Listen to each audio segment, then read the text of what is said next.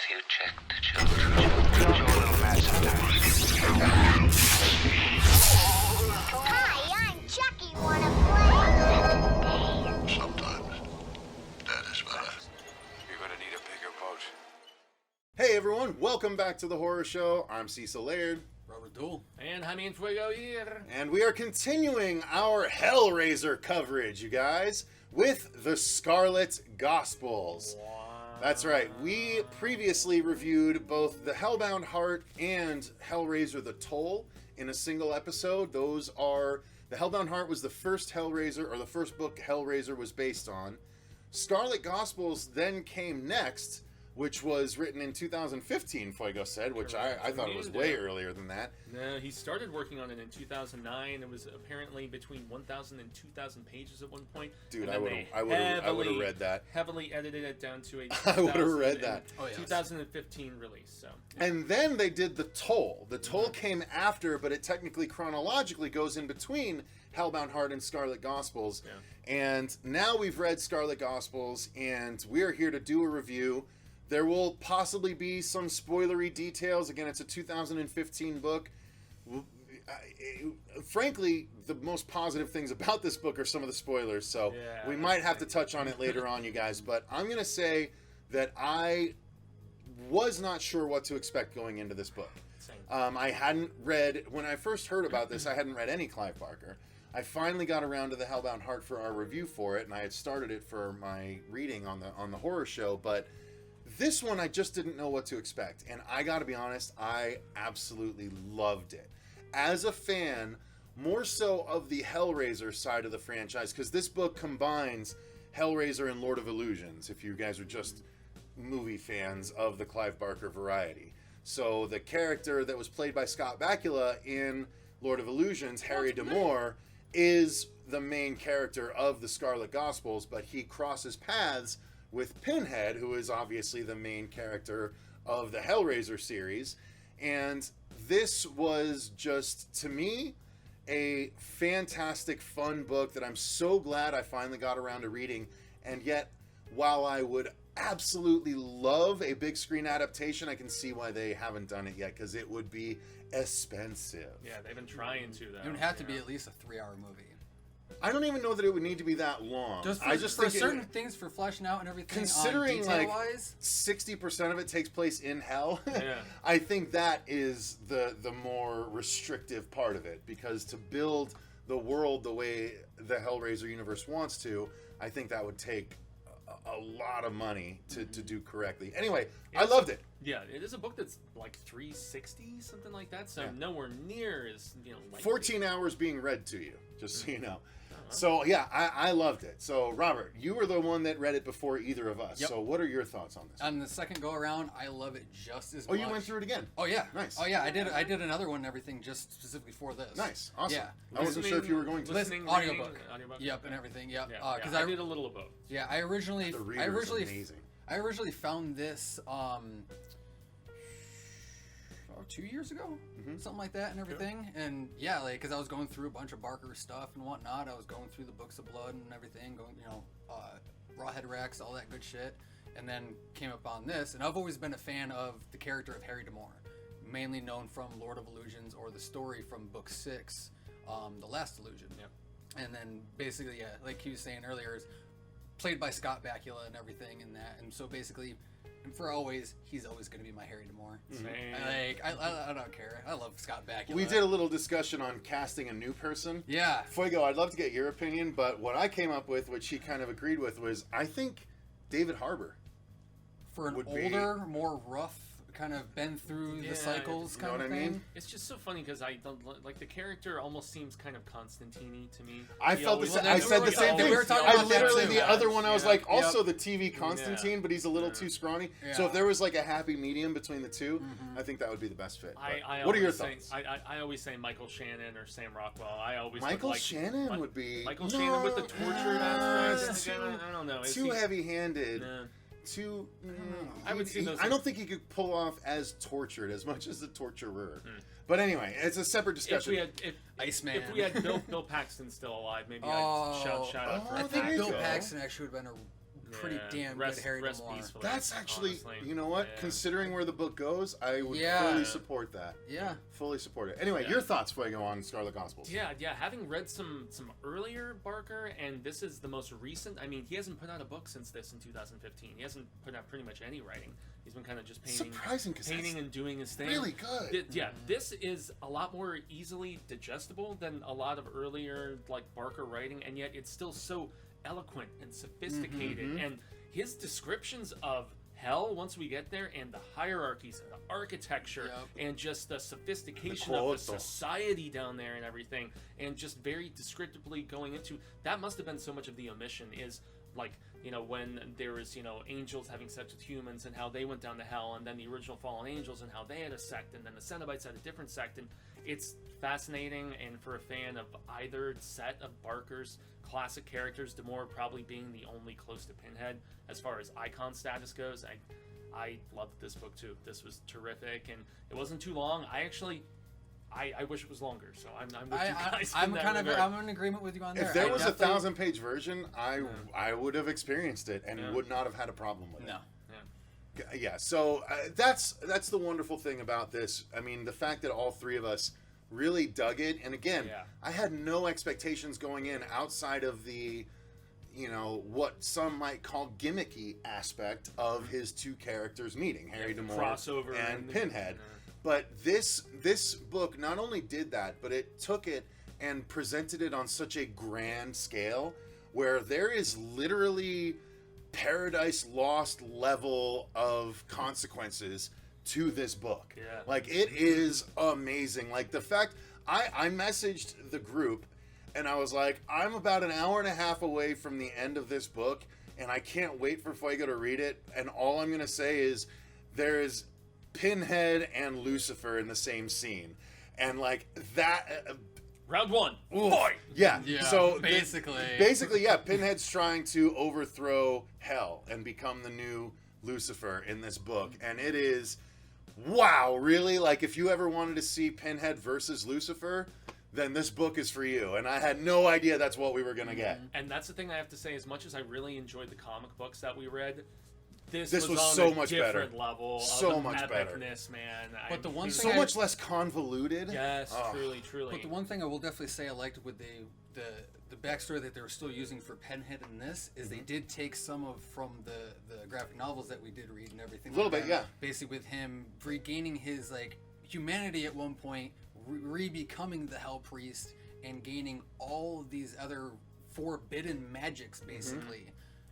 That's Yeah, right. that's So this actually- did take place yeah, after so the this- comics we read. That's dude. I totally didn't even pick up on that either. Look Yeah, at you, 'cause the this is- only one that picked up on it. Yeah, This this is is- at the very end. This takes place when- after the comics. Yeah, Okay, yeah. I got to Con- put this review this is after in those Yeah, continuity. movies. so This is in Kirsty's continuity. back a human after that final scene of him, her husband or whatever, getting fucking filleted. Wow. And she returns 30 years later Exactly. to the Yeah. home. This so that, is because that chronologically where that- took place yep. before, despite the release afterwards. Because the they're- toll takes place after the comics then also. Yep, because this Wow. technically, because they're both the witnesses technically. You just to- blew two people's minds in the middle of a review. Well, wow. I mean, this is the biggest Barker fan we have on the Yeah, show. yeah. You know, Robert is kind of our I've read Barker a expert. very good amount of. So this Barker takes place Half-Life. after Hellraiser Bestiary.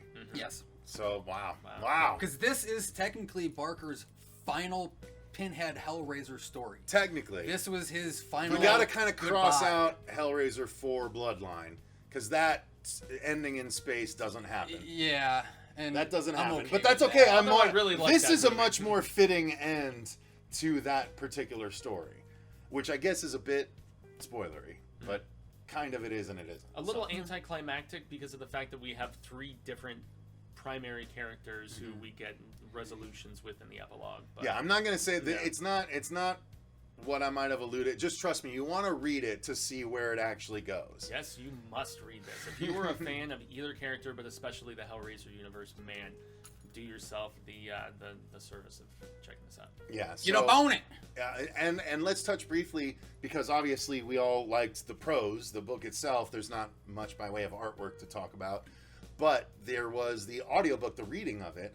I'm not even sure what the gentleman's name that did it, but my God, he was so good.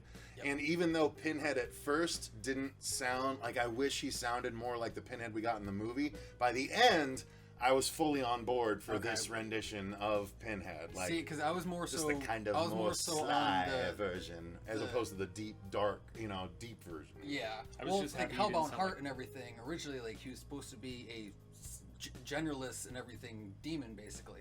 So that's, I think, also too where the character voice kind of came from. So it wasn't too True. deep and everything. He was a It's little more kinda in between. computerized in the original, in the way that Well, Barker like presented him. Yeah, anyway. the asexual aspect of the character, where he's He kind of sounded more genderless. like an alien in the Yeah. original Hellbound Heart than he Yeah. did in this one, but I loved the performance of the book. I thought it was fantastic. Oh, most definitely. He definitely because again, it was actually the same guy who did the audio from when I found it on YouTube and from when I bought it on Audible. Oh, good. So it was the same guy and everything. So I definitely really liked that because I didn't have to basically get reacquainted with the characters, The new reader. and everything. Yeah. Fuego, any other thoughts on this one? Yeah, I mean, aside from the narrator, I mean, yeah, he was terrific. And anytime somebody can throw voices, do everything from, I mean, Dale and his, like, Nolan's kind of, Yep. you can hold my stick, you can hold my Yep. cane in Even the you even know, his kind voice of for thing. Norma and everything was actually Yep. really nice. And Yeah. Lana. yeah, and Lana. God damn it, Harry. Yeah. Yeah, I mean, we had we essentially had a narrator doing New Yorker accents, doing Nolan's accents, Southern accents, I mean, and everything in between. And yeah, as long as Pinhead, as they ridicule the name throughout the book, which I thought was really funny. It was more of an insult. Pin or whatever. Yeah. Yeah, well, I he thought that really was plays fun. up the fact that pisses Pinhead off, being called Pinhead. I didn't He's realize like, that. and he's like, it's nails. You can see the little Yeah. circulars on. Yeah, yeah. But no, this is awesomely read, awesomely written, and get into the story at least a little bit. How much we can divulge? Yeah, this go thing? for it. Yeah, I mean, we talked about everything else, so Yeah. yeah, go for it. Yeah, so essentially the reason I really wanted to rewatch Lord of Illusions was because of the fact that when you start out this book in the prologue, Pinhead is going after magicians, and he's apparently slaughtered all of them, all across the human world, trying to find all these different tomes so that he can gain more information about what is going to be a later Coup. overthrowing of hell. So he's taking on the information, just like putting it into his brain, and then killing the magicians, and then burning the text so that nobody else can get a hold of this sort of power. And we learn that people scoff down in hell about human magic on the upper side, or whatever the hell the terminology goes. And so that's fascinating. But at the same time, Harry Tamor by what is her name? Something with a D. God damn it! What is it? The old black woman, the old blonde black woman. Norma. Her name, Norma. Norma. Yeah, I don't know why I was thinking of D. I mean, we have Lana, we have Chaz or Chez or Kaz. Kaz. Yeah, Kaz, yeah. Yeah. He has this whole ragtag team of people that he eventually, forges forward with. But he is sent on this mission to New Orleans, where he has like a little bit of personal history with, and it's this guy who doesn't want his sexual deviances exposed to his family post death. Choices. Yeah, exactly. And Not it's a deviances. well, I mean, Jeez. yeah, well, it's not like that. Come on, man. But at least that which would be, perceived by his wife as infidelities. Well, Sure. I guess infidelities is the better word. But so yeah, goes down to this property, and he's trying to get some stuff in accord, and and it turns into a trap. That's his first encounter with Pinhead and with what was it, Felixson or whatever, Felixson, the one magician who, when the initial slaughter transpires, is allowed to live. But we also With get a split face. yeah, exactly. And he's brainless practically at that point. Pinhead gives him little shreds of his memory from time to time within the book, but yeah, he's the only survivor, and he's like his little lapdog at that particular point. There's a conflict. That's where Terry becomes acquainted with Dale. Dale comes to help later on. But we also get a flashback to the death of Damor's previous partner, and we have a demon who's like, saliva or blood. Yeah. This is where Barker goes into Barker mode, man. Yeah. And I'm just like, when the demon's jerking it while you're with Harry Spit. in despair. Yeah. Yeah, after the death of Schmushy or It Schmucky was or like whatever it's the like hell that his partner scene in thing- Night of Something Strange. Look. Yeah. Yeah. Grossness. Yeah. But Yeah. that's the deviancy of Barker's writing. Yeah, but then It's very graphic. yeah, and then the aforementioned the high hell priest of sorts, who hates being called Pinhead. Norma is taken down into hell, Harry and his ragtag team of, Chaz and Kaz. Kaz. God, I keep forgetting, man. Sorry. Basically, his tattoo artist buddy is who I will refer to him as. The guy who has put that ink on him that helps with just him detecting all his bad symbols and forces everything. stuff like yeah, that. exactly. Protection yeah. symbols. Yeah, like picking up on when there is that otherworldly presence that could be a danger, and they go after Pinhead in hell to rescue her, and that's where we get just so much about all of the inner workings of hell and the politics and rivaling factions and all this stuff, which is what I found story-wise the most fascinating thing, aside from the big conflict we already mentioned. Just everything about the construction of hell, the comparisons to Rome, all this different stuff about just the sophistication of this fallen Lucifer being God's most beloved and the society he created. Dude, it was so cool, and I would have wanted so much more of this. I wish we could have had more, but as it stands, it was really terrorific and just enlightening in a very sacrilegious degree. So, And I do want to mention even too, like the ancestral angels and everything. Basically, also like again, like semi-spoiler, but the original fallen angels that built hell and everything. And when you're introduced to them, it's pretty nasty, like how it's described. Yeah, it's just a really engaging, interesting book. If you guys liked any of the notions of hell from Hellraiser, the Leviathan, any of that, we don't actually touch on the Leviathan, but it is that hell. So it is just an engaging read for sure. I'm definitely glad we did this. Fuego has the book. I listened to the audiobook, but I liked it so much that I have to have the book for my collection. So I will be seeking that out and getting one for myself because, man, it is so worth to have if you are worth it to have if you are a Hellraiser fan, at the very least. Indeed. So why don't you guys let us know what your thoughts are on this one in the comments down below. Have you read the Scarlet Gospels? Did you know that it was another Pinhead story that has not been adapted into movies? Actually, that's a good thing to talk about real quick. I'm surprised that it hasn't been adapted into movies yet, except for the fact that I'm not, because it would be a really expensive movie to make because it takes place so much in hell, and the production design and all of that would just Dude, the costume and creature design alone. Oh my god, it'd be so Holy amazing shit. if they actually did it. But that's probably why they haven't You have like yet. 14 different factions of different demons and monsters, and like, dude, that'd be so Oh, It would be really, really well, cool. and also going against the water and Yep. that crazy. Yeah, like, basically. The Koto. Yeah. I love that thing. It was a giant centipede in the surf Oh, and Yeah. that didn't really have an end to it. And, like, it Yeah, was and so they threw cool. that It's almost like the world kid snake in a to- sense. Yeah. Yeah, it was the world serpent from God of War. Yeah. It was just a really fun book, you guys. If you haven't read it, definitely give it a try. Again, let us know what your thoughts are on it if you have read it in the comments down below.